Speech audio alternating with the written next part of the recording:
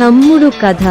విశాఖలో జరిగిన ఘోర ఫ్యాక్టరీ పేలుడు అనేక ప్రాణాలను బలితీస్తుంది.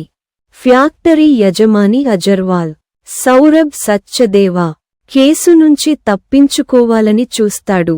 కానీ నిజాయితీగల అధికారి ఝాన్సీ కిరణ్మయి లయ నిరాకరిస్తుంది. ఒకసారి ఆమె కుటుంబంతో కలిసి అంబరగోడుగు ప్రాంతానికి వెళ్ళినప్పుడు వారిపై దాడి జరుగుతుంది. అప్పుడు ఓ తుపాకీ కాల్చే రహస్య వ్యక్తి జై నితిన్ రక్షించేందుకు వస్తాడు. అతనికి ఝాన్సీతో సంబంధం ఏమిటి? అజర్వాల్ శిక్షించబడతాడా? రత్న, సప్తమి గౌడ, చిత్ర, వర్ష బొల్లమ్మ పాత్రలు ఈ కథలో ఎలా ఉంటాయి? మిగిలిన కథ స్క్రీన్పై తెరుచుకుంటుంది.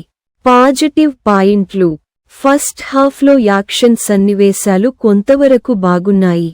వర్ష బొల్లమ్మ తన పాత్రను చక్కగా పోషించింది. భావోద్వేగాలు, యాక్షన్ రెండింటికీ న్యాయం చేసింది. లయ చక్కటి, నియంత్రిత నటనతో ఆకట్టుకుంది. శ్వాసిక, గుత్తి గా ఆకర్షణీయంగా కనిపించింది. నెగటివ్ పాయింట్లు: కథలో కొత్తదనం లేదు, చాలా ప్రెడిక్టబుల్గా సాగుతుంది. లయ పాత్రను బలంగా రాయలేదు, భావోద్వేగాల లోతు లేదు. నితిన్ పాత్రలో ఉన్న ఆర్చర్ యాంగిల్ సరైనగా వేయలేదు, సాగదీతగా మారింది. సెకండ్ హాఫ్ చాలా డ్రాగ్ అవుతుంది. యాక్షన్, భావోద్వేగాలన్నీ పునరావృతం అవుతూ ఆసక్తిని కోల్పోతాయి. దుష్ట పాత్రలైన అజర్వాల్, రత్న వంటి పాత్రలకు బలమైన డెవలప్మెంట్ లేదు. టెక్నికల్ అంశాలు: దర్శకుడు వేణు శ్రీరామ్ పటిష్టమైన కథని సరిగ్గా ప్రెజెంట్ చేయలేకపోయాడు. స్క్రీన్ ప్లే బలహీనంగా ఉంది. సినిమాటోగ్రఫీ, సంగీతం, ఎడిటింగ్ అన్నీ సాధారణ స్థాయిలో ఉన్నాయి. తీరుబాటు, వర్డక్ట్: తమ్ముడు మరో నిరాశ కలిగించే చిత్రం.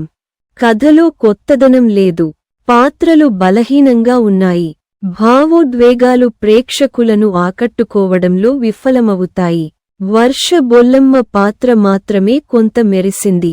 మొత్తంగా ఈ వారం ఈ సినిమాని తప్పుకొని మెరుగైన ఎంపికలు వెతుక్కోవడం మంచిది. మీరు ఛానల్ కి కొత్త అయితే లైక్ చేయండి, షేర్ చేయండి.